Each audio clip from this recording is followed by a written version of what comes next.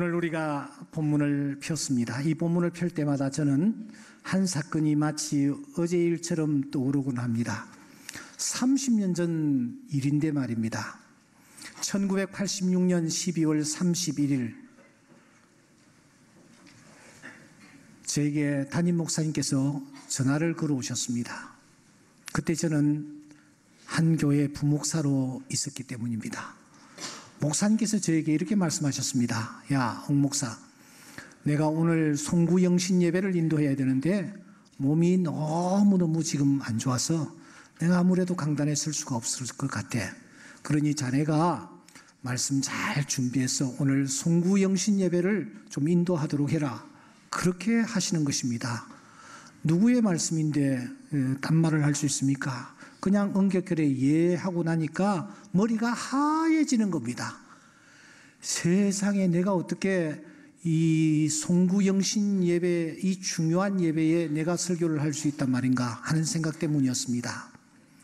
당시 저는 강남에 위치한 그 교회에 한 열흘 전에 부임을 했더랬습니다.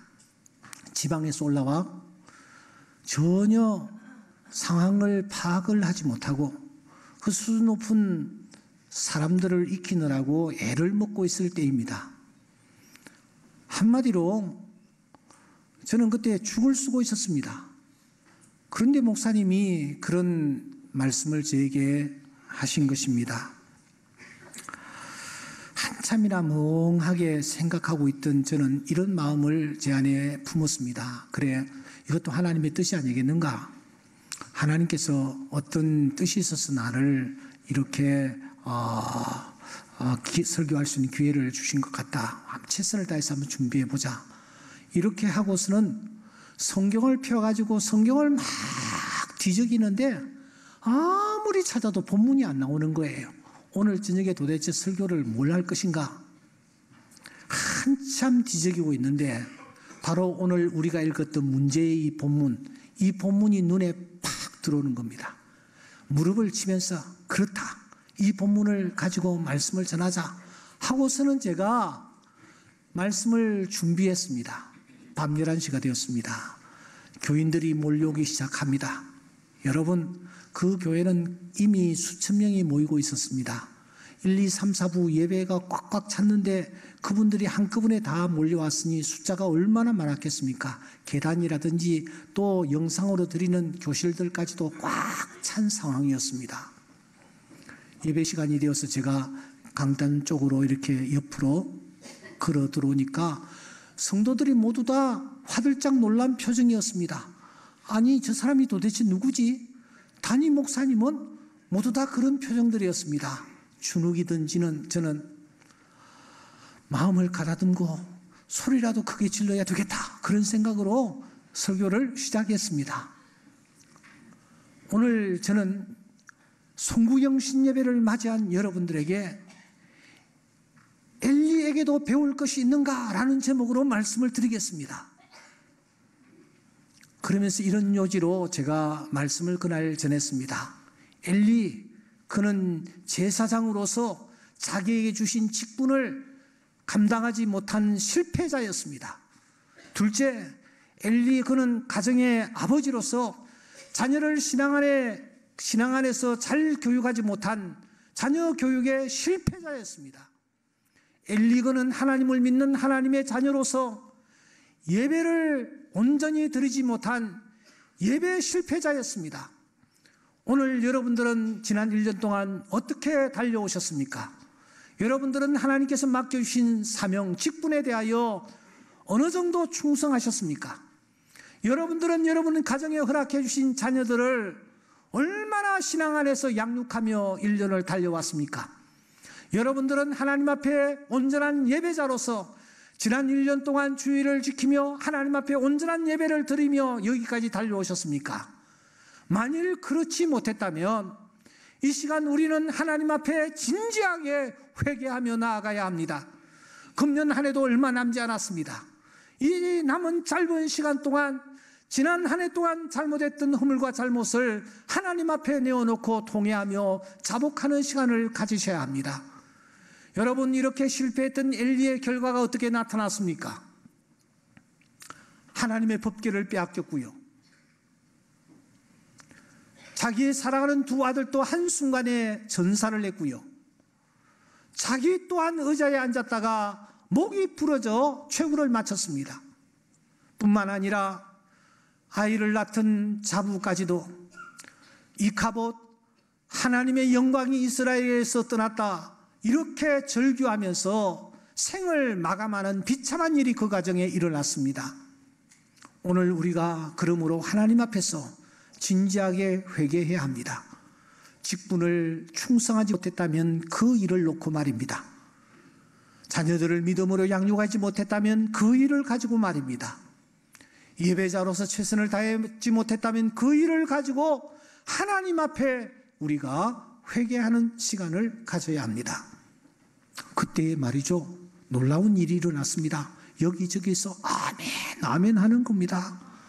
그리고 어떤 분들은 눈물을 훔치기까지 하는 것이 아닙니까? 제가 생각해도 그날 예배는 진짜 은혜로웠습니다. 아니, 죽은 쓰지 않았습니다. 예배가 끝나고 난 뒤에 이제 교우들을 이렇게 새해 인사를 밖에서 하는데 모두 다 제 손을 잡고서는 인사를 하는 것이 아닙니까? 오늘 정말 은혜 받았다고, 너무 감사하다고, 그래서 참 다행이구나 이렇게 생각하고 있는데, 세상의 비서실을 통해서 목사님이 저를 찾으신다라는 전갈이 왔습니다. 속으로 생각하기를, 모니터를 통해서 모니터링하던 목사님께서 나를 격려해 주시고 칭찬해 주시려고 나를 찾으시나 보다 하고서는 보무도 당당하게 제가 목양실에 올라갔습니다. 문을 쫙 열자마자, 야, 이 녀석아, 너 그걸 설교라고 했느냐 하면서 목사님이 큰 소리로 호통을 치는 것이 아닙니까? 저는 태어나서 그렇게 야단을 맞아본 적 없습니다. 얼마나 호통을 치시는지. 제가 정신을 못 차리고 있으니까 이분이 나를 소파에 이렇게 이끌고 앉히고서는 나지막한 음성으로 이렇게 말씀하는 것이었습니다. 야, 옥 목사, 너 하나님의 말씀을 가지고 남을 너무 쉽게 정죄해서는 되지 않아. 성도들이 지난 1년 동안 얼마나 힘겹게 끙끙대며 달려왔는데 위로와 격려의 말은 한마디도 없이 그렇게 소리칠 게 뭐가 있냐? 본문이 너의 눈에는 그렇게밖에 보이질 않아? 다시 한번 본문을 천천히 읽어봐. 그리고 항상 긍정적인 시각으로 본문을 바라보는 습관을 길러. 성경 속에는 우리가 아직까지 캐내지 못한 많은 보화들이 그 속에 담겨져 있어. 이 마지막 말씀이 비수와 같이 제 가슴에 꽂혔습니다. 그로부터 30수년, 꽤 세월이 흘렀지 않습니까? 그때의 충격 때문인지 저는 이 본문을 가지고 강단에서 설교한 기억이 없습니다. 그런데 오늘 이 본문은 비켜갈 수가 없게 됐습니다. 하지만 건너뛰려고 그렇게 제가 발부둥을 쳤습니다. 그런데 여러분, 이 성경을 펴서 제가 성경을 이렇게 묵상하고 있는데 그때의 음성이 제 내리에 들리는 겁니다. 성경 속에는 아직까지 우리가 발견하지 못하고 아직까지 우리가 캐내지 못한 보화들이 숨겨져 있어 라는 그 말씀이었습니다. 그래서 이 성경을 찬찬히 살피기 시작했습니다. 여러분, 저는 깜짝 놀랐습니다. 그때 보았던 그 성경 말씀과는 전혀 다른 메시지가 이 말씀 속에 담겨져 있다는 것을 제가 확인했기 때문입니다. 그때는 엘리라는 제사장의 실패에 초점을 맞추었습니다. 그는 직분자로서 실패했고, 자녀를 키우는 부분에 있어서 실패했고, 예배자로서 실패했다. 실패가 클로즈되어 저에게 다가왔더랬습니다. 그런데 다시 성경을 보니 그게 아니었습니다. 그게 아니었습니다. 엘리에게 우리가 배워야 할 부분들이 참 많이 있다는 것을 확인했기 때문입니다. 그래서 오늘 제 설교 제목은 엘리에게도 배울 것이 뭐요? 있다입니다. 엘리라는 이 제사장에게서도 우리가 배워야 할 것이 있다라는 것입니다. 그 출발점은 무엇이냐? 하나님이 어떻게 이 엘리를 평가하고 계시느냐? 여기에서 출발을 하고 싶습니다. 나는 엘리의 약한 부분, 엘리의 부족한 부분을 놓고 사자오를 통했습니다만 다시 성경을 바라보니 하나님은 전혀 다르게 엘리를 평가하고 계시다라는 것을 확인할 수 있었기 때문입니다. 여러분, 하나님이 엘리를 어떻게 평가하고 계십니까? 우리가 1장 17절을 다시 한번 살피기를 원합니다. 여기에 보면은 엘리의 행적이 소개가 되고 있기 때문입니다. 엘리가 대답하여 이르되 평안히 가라. 이스라엘의 하나님이 내가 기도하여 구한 것을 허락하시기를 원하노라. 그 이후에 이어서 어떤 일이 일어납니까? 20절 다 같이 함께 읽겠습니다. 시작. 한나가 임신하고 때가 이름에 아들을 낳아 사무엘이라 이름하였으니 이는 내가 여호와께 그를 구하였다 함이더라. 우리는 여기에서 엘리에 대한 하나님의 평가를 확인할 수 있습니다. 어떤 상황이기 때문입니까? 한나가 아이를 낳지 못해서 얼마나 힘든 시간을 가졌습니까? 알고 보니 하나님께서 그 태를 닫으셨더라는 것입니다. 하나님께서 굳게 하신 것을 누가 능히 곧게 할 수 있단 말입니까?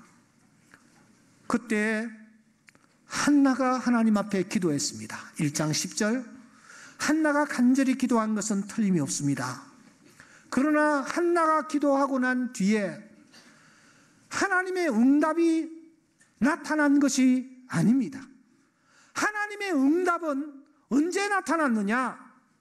엘리가 한나를 위하여 기도했을 때에 비로소 하나님의 응답이 나타났습니다. 엘리의 기도가 결정적이었다는 말입니다. 엘리의 축복 기도가 있은 후에 하나님께서 한나의 태를 여셨다라는 것입니다. 다시 사무엘상 20장 20절을 보십시다. 이 엘리가 엘가나와 그의 아내에게 축복을 합니다. 여호와께서 이 여인으로 말미암아 내게 다른 후사를 주사 이가 여호와께 간구하여 얻어 바친 아들을 대신하게 하시기를 원하노라 하였더니 21절 우리 다 함께 읽겠습니다. 시작. 여호와께서 한나를 돌보시사 그로 하여금 임신하게 세 아들과 두 딸을 낳게 하셨고 아이 사무엘은 여호와 앞에서 자라니라. 여러분, 어떤 상황입니까? 이미 한나 엘가나는 나이가 많은 상태입니다. 이제 더 이상 소망이 없는 상태입니다. 그런데 그 한나와 엘가나를 향해서 누가 기도하고 있느냐? 엘리가 기도해 주고 있습니다. 그때 어떤 일이 일어납니까? 이 한나와 엘가나가 자녀를 다시 생산하기 시작합니다. 아들 셋과 딸 둘, 5명을 낳는 것입니다. 사람은 글쎄 빨리 낳아도 1년에 한 차례 아이를 낳을 수 있을까 말까 합니다. 5명을 낳았다는 것은 여러분 몇 년입니까? 그 긴 세월 동안 이 한나와 엘가나의 가정에 자녀가 태어나는 놀라운 축복이 나타났습니다. 하나님께서 여러분 엘리를 어떻게 평가하고 계신다라는 뜻입니까? 하나님께서 엘리의 기도를 들으셨다라는 것은 하나님이 엘리를 어떻게 보시며 하나님이 엘리를 어떻게 평가하시는지를 우리에게 그대로 보여줍니다. 만일 하나님께서 내가 엘리를 평가하는 것처럼 평가했다면 어떤 일이 일어났을까요? 미가서 3장 4절 말씀해 보시면 그때 그들이 여호와께 부르짖을지라도 응답하지 아니하시고 그들의 행위가 악했던 것만큼 그들 앞에서 얼굴을 가리시리라. 얼굴을 가리신다라는 말은 하나님께서 기도를 응답하지 아니하신다라는 뜻입니다.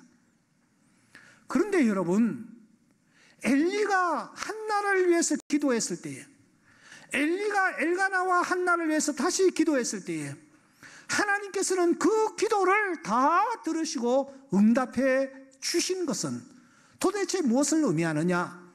하나님이 이 엘리를 아주 귀하게 보시며 이 엘리를 인정하셨다라는 것을 우리에게 그대로 보여주는 것입니다. 디모데후서 2장 15절 말씀해 보시면 부끄러울 것이 없는 일꾼으로 인정된 자로 자신을 하나님께 드리기를 힘쓰라고 말하고 있습니다. 이 말씀대로 엘리는 하나님에게 인정을 받고 있었습니다.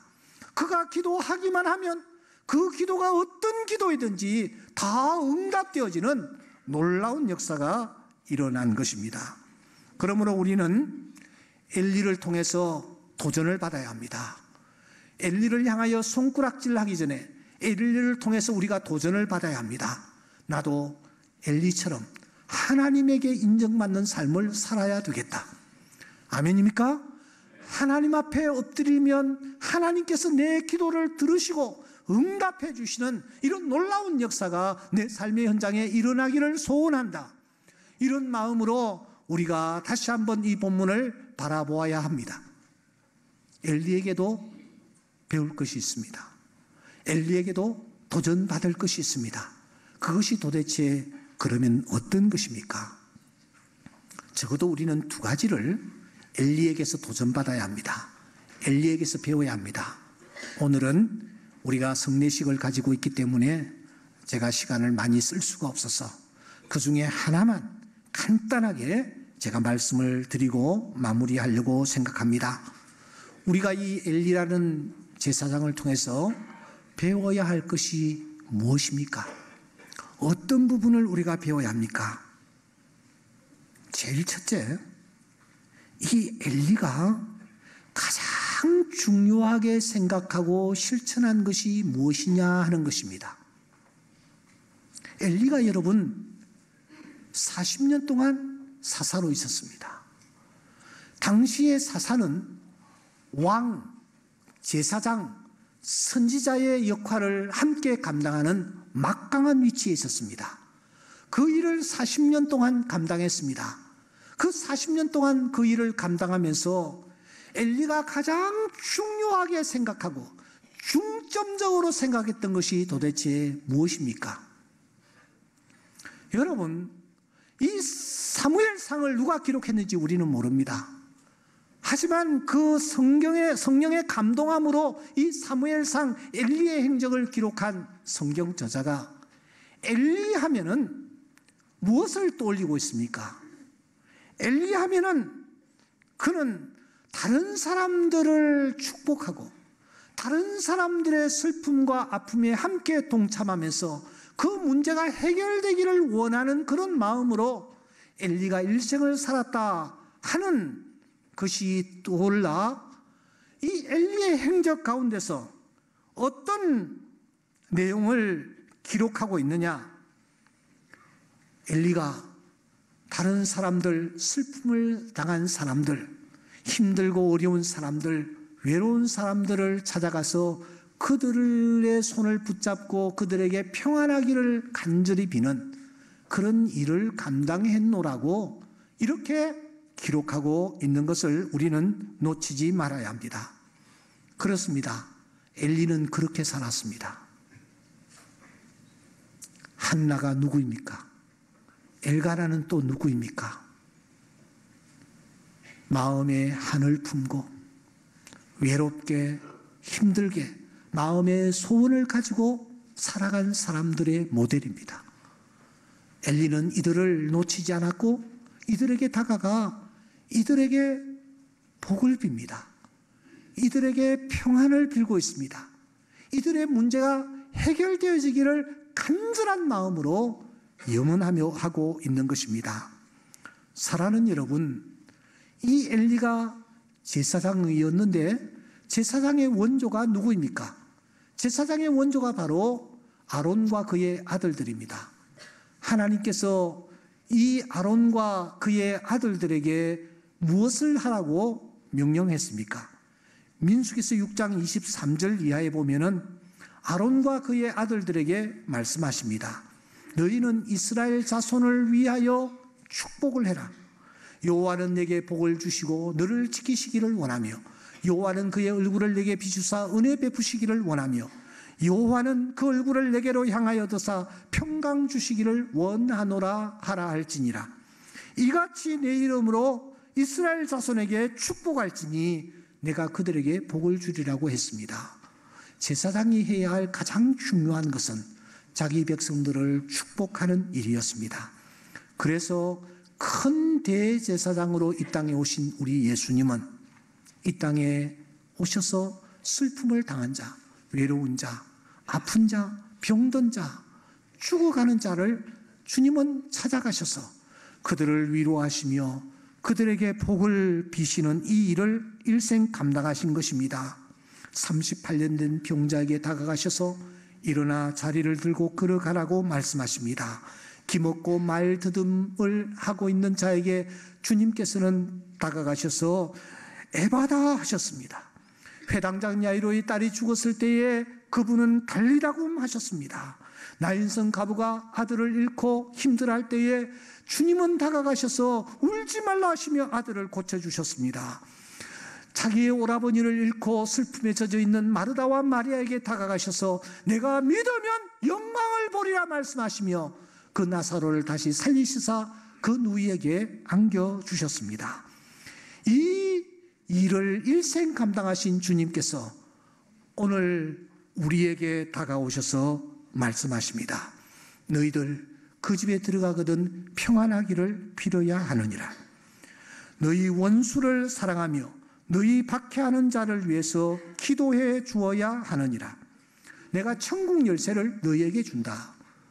내가 땅에서 무엇이든지 매면 하늘에서도 매일 것이요 땅에서 무엇이든지 풀면 하늘에서도 풀리리라고 말씀하시며 우리 또한 영적 제사장으로서 왕같은 제사장으로서 우리가 이런 일들을 감당하며 나아가야 된다라고 말씀하시는 것입니다. 사랑하는 성도 여러분, 한 해의 끝자락에 오셨습니다. 여러분들은 지난 한 해 동안 어떤 일들을 행하며 여기까지 달려오셨습니까? 예배에 참석해서도 혹시 내가 비판하고 판단할 것이 없는지 두리두리 살피시면서 예배에 참석하십니까? 다른 사람들을 만나면 그 사람을 향하여 내가 혹시 그 사람의 약점 내가 좀 자랑할 것 없는지 그런 생각으로 여러분 다른 사람들을 대하며 여기까지 오셨습니까? 엘리는 그렇게 하지 않았습니다. 엘리는 다른 사람들을 축복하는 그런 삶을 일생 동안 행하며 달려왔습니다. 하나님께서 이런 엘리를 축복하시고 하나님께서 이런 엘리를 인정해 주신 줄 믿습니다.